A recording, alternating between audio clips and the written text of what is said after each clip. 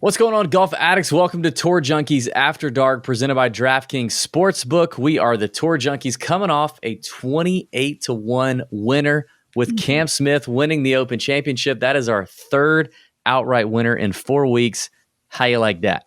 Here we are for the 3M Open at TPC Twin Cities. Listen, the field sucks. It's not very exciting, but this is a long shot event. It's been played here 3 times. All 3 times, the shortest winner, the shortest odds for a winner have been 125-1. 150-1's hit here. It's unbelievable. Okay, so we're here to dish out some long shots, some bombs, some guys you need to pay attention to. It's that time of year. It's kind of dull. You know, you got the All-Star break in baseball, no NBA, football, just kind of training camps or whatever. You know, this is the time to be paying attention to golf. So head over to DraftKings Sportsbook and check it out. Hit the like button if you don't mind. Subscribe to the DraftKings YouTube channel if you haven't already. And if you're looking for more insight on the golf course or maybe what you need to know from a course fit standpoint or all those things you kind of need to research before you start your handicapping process, that is on our YouTube channel at Tour Junkies, where I give you a 13-minute breakdown of everything you need to know and nothing you don't about TPC Twin Cities and what it takes to handicap this golf tournament. Let's get into it. We're going to talk about some outright bets we like, a few top 20s that we like, and then we'll get out of here, Pat. Top of the board on DraftKings Sportsbook, I got 2 names. Davis Riley at 22-1 right now. He opened at 28-1. He's already been bet down. I like him as low as 20-1. I'll go ahead and do it. I mean, it doesn't feel great to have seen him at 28-1 this morning, and now he's at 22, possibly at 20 by the time this video comes out. But I don't care. The kid's a stud. He was a stud in college. He's been a stud all around. He's nearly won already on the PGA Tour. 20-1, I'll take it, but 22-1 is what it is right now, and I would hit that as well. 25-1 is Cam Davis, the PGA Tour winning Cam Davis, the long-hitting, languid Aussie, can really move the golf ball. And can we get 2 Aussie winners in a row?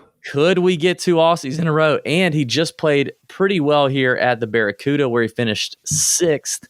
I really like Cam Davis a good bit. Honestly, the value is probably better for Cam Davis. He's played here all 3 years, missed the cut the first year, 12th in 2020, 28th in 2021. And yeah, coming off a 6th and an 8th in his last 2 events, and both of those were birdie fest. I think Cam Davis makes a lot of sense. What do you think up top? Yeah, I'm with you. I'm a big fan of Cam Davis this week. I think that 25-1 number is a really good number for him. And then I also, a couple like in here. I mean, I like Adam Long at 25-1. I've been on him really all year. I think he's just played fantastic. So I like him at 25-1. I also will go with Sahith Theegala, coming off of, just another good week in the Open Championship. He just seems to be just, up there every single week, giving himself chances, is a great scorer. We know that you got to score this week on this golf tournament, in this golf course. So I do like Sahith Theegala as well at 25-1. So him and Adam Long are my 2 favorites. I'm really tempted to play Maverick McNeely at 18-1, but I just don't know if I can go down to that level. But yeah, and I think if you were I think you should probably just play. I think you should probably just bet, Hideki at 18-1. Like you wouldn't. Yeah. I mean, surely you wouldn't bet Maverick over Hideki at the same number. I wouldn't, but that's probably not. No. All right, moving down the board a little bit. Brendan Steele at 35-1 is of interest to me. I would take him as low as 30-1, as short as 30-1 if possible. The guy is playing extremely well at the moment. The ball striking has been incredible. He's only played here once, played it the first year in 2019, finished, it was like 58th or something, I don't know. But Brendan Steele's a 3-time PGA Tour winner, and he's just been knocking on the door of late. I mean, he's really been playing lights out golf, especially tee to green. It all comes down to the flat stick for Brendan Steele. But if Brendan Steele can even have a break-even week, or maybe a little bit better than break-even week on these putting surfaces, he could run away with it. He's that good of a ball striker. So I like Brendan Steele. After that, I think JT Poston at 40-1, who we just hit at 65-1 for the John Deere Classic, is in play. He missed the cut at the Open Championship. He had a chance to make the cut at the Open, and I kind of throw that out anyway. Like, it's different golf over there. You and I just played in Scotland a month ago. It's just different. I'm throwing that out of there. This is more of a dart throwing, putting contest. making a bunch of birdies. That sounds like JT Poston to me at 40-1. I'll hit that. Matt Naismith at 55-1. The ball striking South Carolinian has had a great year on the PGA Tour. He's played here twice, missed the cut, but he's a better player now than he was the last 2 years. The ball striking is there, a lot like Brendan Steele. You're just waiting on the putter, which we know is highly variable, to hit for Matt Naismith. And finally, one more name before I get into the triple digits and I let you give your picks here, Pat. Emiliano Grillo at 65-1. Like Naismith and Brendan Steele, you're waiting on the putter. The ball striking is very solid for Grillo. It kind of left him for a minute. We were wondering what was wrong. Now it's back. Played, hit the ball fine at the Open Championship, despite a poor finish or a miscut, I think it was. But Emiliano Grillo, I will take it at 60. I'm sorry, what's he at? Yeah, 65-1. That's it for me before we get into the triple digits. Yeah, I like Grillo. I'll start here with Adam Svensson here at 40-1. He's a guy that's been playing, very well lately. When you look at just his recent results, he was 6th at the Barbasol, top 25 at both the John Deere Classic and the Travelers Championship. So that's 3 straight top 25s in a row. The last time he played here at this tournament, he had a T15 finish when he was, very young in his career. So I like that for him. You're getting him at 40-1. Also, the stats look good. He's top 10 in ball striking, top 10 in approach. Top 20 in fairways gained, and also second in the field in birdie or better percentage. I mentioned this being a definitely a course where these guys can score on. So I like that about Svensson. So his number at 40-1, I'm a huge fan of. And then if I'm dropping down a little bit, I like your Grillo play, but right next to him is Wyndham Clark. He's 65-1. He's a guy that's finished 5th here before, bombs it off the tee, is a fantastic putter. I mean, I think, if you look at his putting stats on almost every surface, he's good, but he's top 12 in this field. When you look at bent grass putting over his last 100 rounds, I like that. Pretty good ball striker as well at times if he's hot, because he is 22nd in the field in greens and regulation. But Wyndham Clark at 65-1, I think, is also a pretty good outright bet. So that's really my favorite plays here in this mid range. All right, take me to the long shots and take me out. Who else you got for outrights? Okay, long shots. All right, I'll start with Tom Hoge at 100-1, a guy we've seen win on tour already this year. So I like Tom Hoge at 100-1. If I'm going a little bit longer than that, I like Hayden Buckley. He's at 130-1. A guy that's also played, pretty well at times this year in certain tournaments. So I like him at 130-1. If I'm going even longer, though, DB, I'll go into the 200-1 range. And Austin Cook, who is a winner on tour, has been playing very well recently, is at 200-1. He'll be the longest shot that I'll take this week.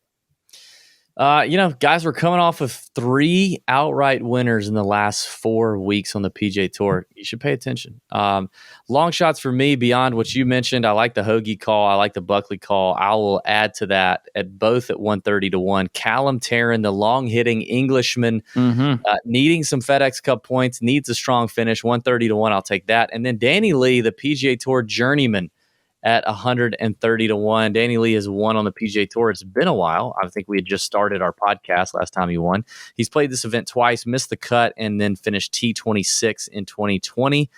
He's a ball striker, long hitter. Irons are good. A lot like my picks. You're hoping the putter pops, and it can at times for Danny Lee. Just finished 10th at the RBC Canadian Open a couple of events ago for him. Finished 23rd at the Charles Schwab, where he gained 6.7 strokes on approach and didn't hit it very well, 6.7 putting and didn't hit it very well. Also a 21st place finish at the Genesis earlier this year. Like, Danny Lee can get it done. He's gonna be a top 10, or he's gonna trunk slam. He's gonna be gone by Friday afternoon, and you will have forgotten his name. It's one or the other with D. Lee, and there's nothing else between it. That's it for me in terms of outrights. In terms of top 20s, Pat. Top 20 numbers catching your eye. I talked about Brendan Steele. He's at plus 180. I like the value there, and I really don't love going any shorter than that because this is a weird event. Weak field, a lot of variance. I don't love betting a top 20 at a minus number in this field. It's just weird.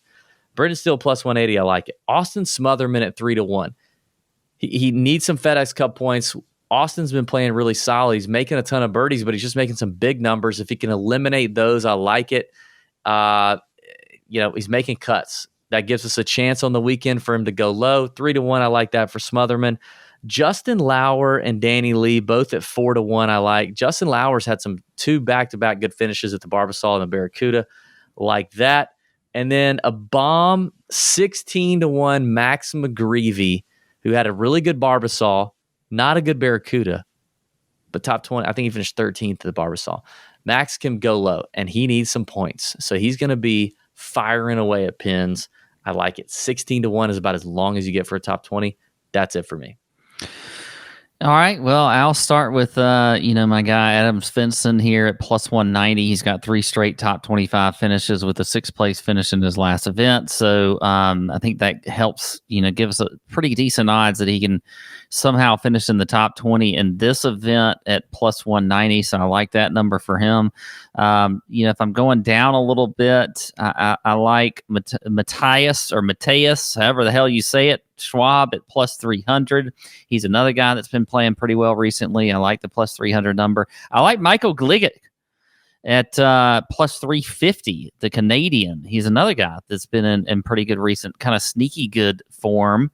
I like that. And then if I'm going a little bit longer, I'll just kind of get into this, maybe plus 600 range. I'll go with who did